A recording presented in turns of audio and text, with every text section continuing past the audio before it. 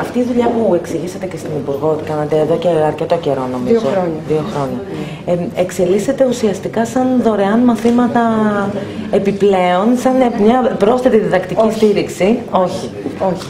Ο στόχος μου ήταν να ανεβάσω το εποπτικό υλικό που χρησιμοποιώ στα μαθήματά μου, το οποίο το κάνω εγώ, για να μπορούν οι μαθητές να το ξαναδούν στο σπίτι και σε μια δεύτερη φάση για να μπορούν να το χρησιμοποιήσουν οι συνάδελφοί μου στα μαθήματά τους.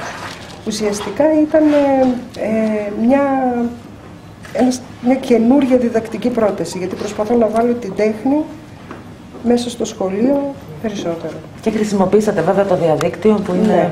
Ναι. Σε αυτή τη φάση έχω εμπλέξει και τους ίδιους τους μαθητές μου πια τη δεύτερη χρονιά, γιατί το υλικό αυτό το κάνουμε από κοινού.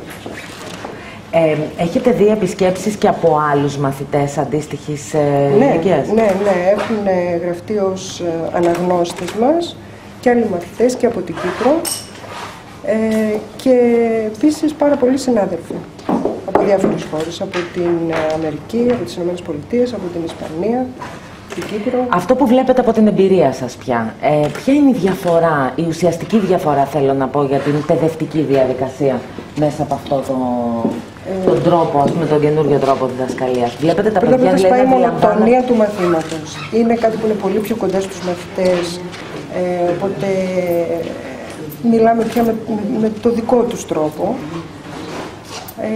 Βασικά αυτό όμως, ότι σπάει η μονοτονία του μαθήματος, το μάθημα το μετοπικό και υπάρχει περισσότερη συμμετοχή των μαθητών.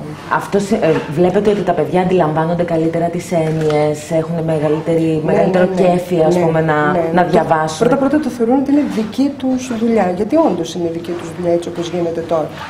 Και φυσικά υπάρχει η χαρά της δημοσίευσης της δουλειάς τους και της κοινοποίησης της και της επικοινωνίας. Για τι ηλικίες μιλάμε? Για γυμνάσιο. Πρώτη, Δευτέρα, Τρίτη. Ωραία. Σας ευχαριστώ πάρα πολύ. Ναι, το κάνω εγώ, εντάξει. Κάτσε, λοιπόν. Θα έρθετε, κύριε Υπουργέ, τώρα. Θα πει ο κ. Ποκοπίου και... και μετά. Λοιπόν, ονομάζομαι Βαγγέλης Κολτσάκης, είμαι φυσικός και διδάσκω φυσική και γεωλογία και γεωγραφία στο Καλλιτεχνικό Γυμνάσιο Επιδοτήτων. Ο δικός μου νηκτιακός τόπος είναι ένας νηκτιακός τόπος όπως εκατοντάδες ή χιλιάδες άλλοι που υπάρχουν από Έλληνες εκπαιδευτικούς. Το ότι βραβεύτηκε είναι και λίγο τυχαίο, θα μπορούσε να έχει βραβευτεί κάποιος άλλος ελληνικός νηκτιακός τόπος.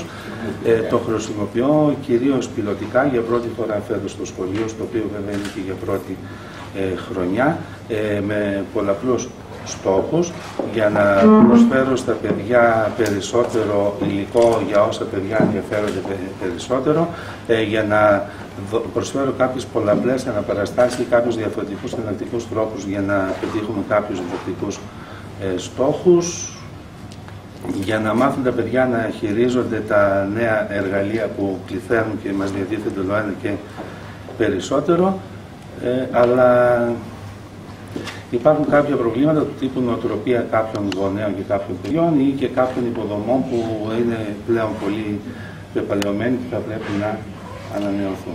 Αντιλαμβάνομαι ότι δεν έχουν όλοι οι μαθητές σας τη δυνατότητα να επισκέπτονται το site. Έχουν σχεδόν όλοι. Αν είχαν όλοι, τα πράγματα θα ήταν πολύ διαφορετικά ως προς τον τρόπο που χρησιμοποιούμε αυτά τα εργαλεία.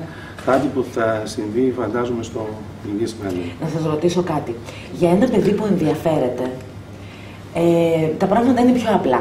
Δηλαδή, αν έχει αυτό το ενδιαφέρον και έχει και την υποστήριξη από το σπίτι του, θα μπορούσε ίσως και μόνο του να αναζητήσει τέτοιου τύπου υποστήριξη. Έχετε διαπιστώσει μέσα από την εμπειρία σας ότι μπορεί να παρακινήσει και ένα παιδί που δεν ενδιαφέρεται και τόσο πολύ, αλλά να το παρακινήσει να μπει στη διαδικασία περισσότερο? Σαφέστατα μπορούν να παρακινηθούν παιδιά που με την τυπική διδασκαλία δεν δείχνουν ενδιαφέρον. Τι προσφέρει δηλαδή επιπλέον, αυτό θέλω λίγο να μου αναλύσετε. Κάνει το μάθημα πολύ πιο ευχάριστο, πολύ πιο ενδιαφέρον. Αλλά να μείνουμε λίγο στην προηγούμενη ερώτησή σας. Για ένα παιδί που ενδιαφέρεται είναι πολύ δύσκολο και όσο και επικίνδυνο να κάτσει να βρει μόνο το υλικό στο αχανές και επικίνδυνο σε κάποιες περιπτώσεις, αλλά θησαυρό σε όλες τις υπόλοιπες διαδίκτυα.